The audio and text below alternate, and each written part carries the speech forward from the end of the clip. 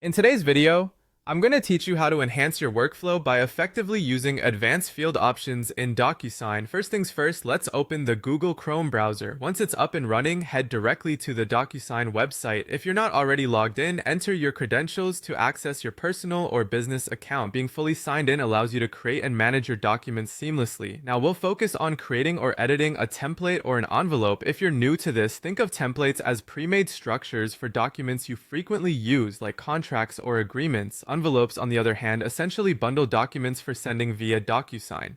You can start fresh with a new template, or if you have one you already use, feel free to open it for editing. Once you've got your template or envelope lined up, it's time to add some sophisticated tools, the advanced fields. These fields allow for more specific data collection and increased interactivity.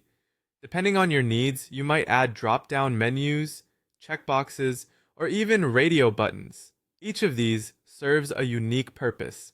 For instance, drop-downs can provide a list of selectable options, while checkboxes allow for multiple selections. Even more powerful is the formula field, which can dynamically update based on other fields' input. This is particularly useful for calculations or automated data updates within your documents.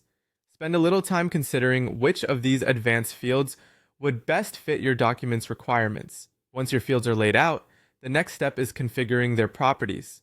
This includes setting default values if necessary and deciding what kind of data each field should accept. Don't forget to set up validation rules. These rules ensure the data entered is in the correct format or within an acceptable range.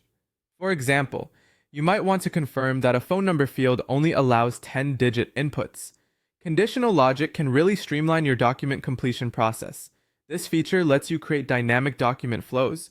For example, if a particular drop-down choice is selected, it can conditionally display or hide subsequent fields. This ensures that recipients only see and interact with the parts of the document relevant to them. After you've carefully configured and validated your fields and logic, it's time to wrap things up. Don't forget to save all your hard work.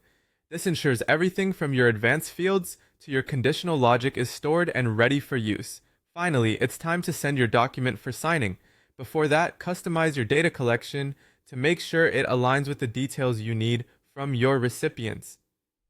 Once everything is double-checked and set, hit send.